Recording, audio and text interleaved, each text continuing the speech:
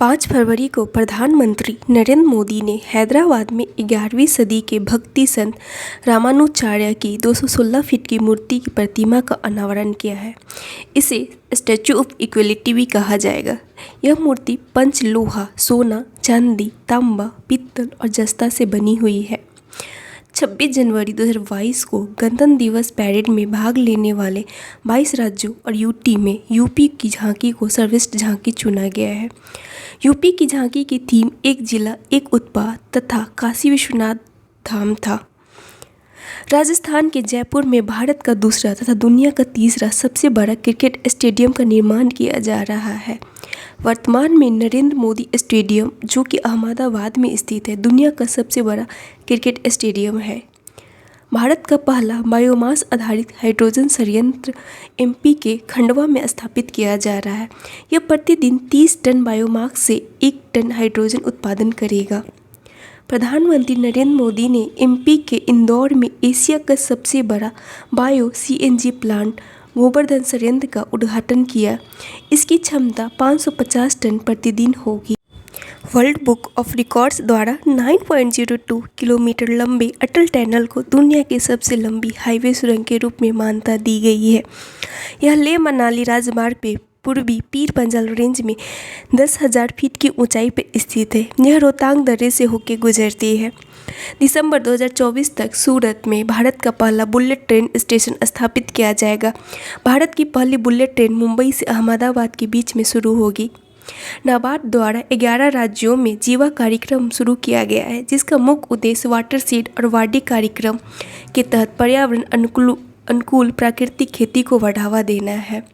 Watershed और Vida कार्यक्रम ये आदिवासी विकास से जुड़ी हुई परियोजनाएं हुए। महाराष्ट्र के स्वास्थ्य मंत्री के द्वारा होप एक्सप्रेस की शुरुआत की गई है। ये एक प्रकार की अत्याधुनिक मोजेक 3D विकिरण मशीन है, जिसका मुख्य उद्देश्य राज्य में कैंसर की रोकथाम हेतु उपाय करना है। केंद्रीय सड़क परिवहन मंत्री नितिन गडकरी तथा बिहार के मुख्यमंत्री नीतीश कुमार ने मुंगेर जिला में गंगा नदी पर बने रेल सह सड़क पुल का उद्घाटन किया। यह पुल NH 333B पर निर्मित है तथा परियोजनाओं की कुल लंबाई 14.5 किलोमीटर है।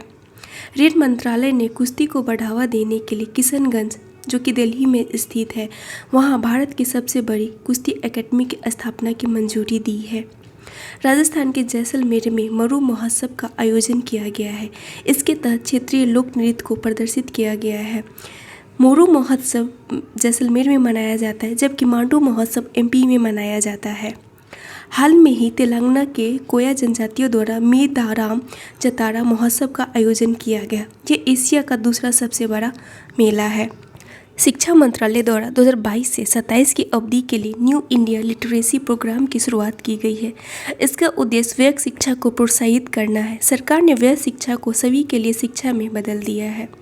भारत की आयुर्वेदिक कंपनी डाबर इंडिया भारत की पहली प्लास्टिक वेस्ट न्यूट्रल कंपनी बन गई है। वर्ष 2021-22 के दौरान लगभग 27,000 मीट्रिक टन प्लास्टिक कचरे का पुनर्चक्रण कर इसने यह उपलब्धि हासिल की है।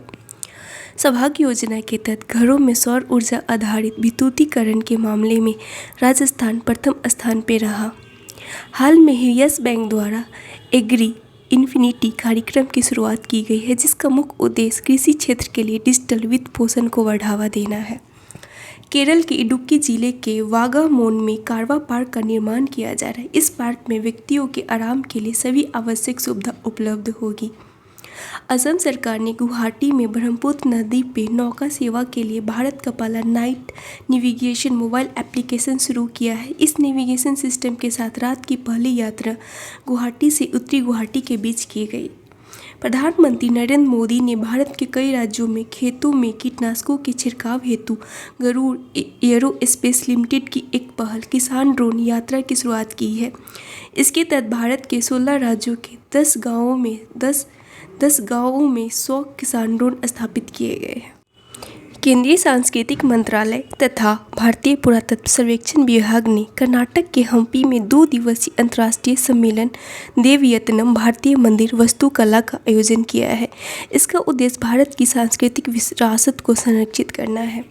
दिल्ली कैबिनेट ने भारत के पहले इलेक्ट्रॉनिक वेस्ट इको पार्क की स्थापना को मंजूरी दी है। यह पार्क ई कचरे को संरक्षित तरीके से पुनर्चक्रण करेगा। 28 फरवरी को 45वां अंतर्राष्ट्रीय कोलकाता पुस्तक मेले की शुरुआत की गई है। इस वर्ष फोकस देश के रूप में बांग्लादेश को चुना गया है। सिडबी के द्वारा अर्थात भारतीय लघु उद्योग विकास बैंक के द्वारा हाल में ही waste to wealth creation programme की शुरुआत की गई है, जिसका मुख्य उद्देश्य पश्चिम बंगाल के सुंदरवन में महिलाओं को मछली के स्केल्स से आभूषण तथा शो पीस बनाने के लिए प्रोत्साहित करना है। जम्मू कश्मीर के गुलमर्ग में दुनिया का सबसे बड़ा इग्लू कैफे खोला गया है। यह कैफे बर्फ से बना हुआ है, जिसे स्नो इग्लू कहा जाता है।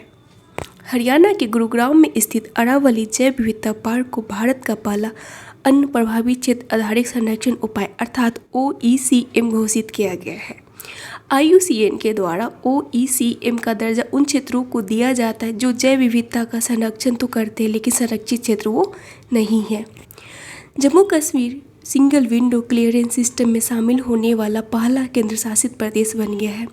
इसके माध्यम से औद्योगिक सेवाओं को ऑनलाइन कर दिया गया है, जिससे निवेशक व्यापार हेतु आवेदन कर सकते हैं। डैकोथॉन 2022 हाल में ही नारकोटिक्स कंट्रोल ब्यूरो के द्वारा 15 फरवरी को नई दिल्ली में डैकोथॉन 2022 का आयोजन किया गया है। इसका मुख्य उद्देश्य मादक पदार्थों की तस्करी से निपटने के लिए समाधान ढूंढना है।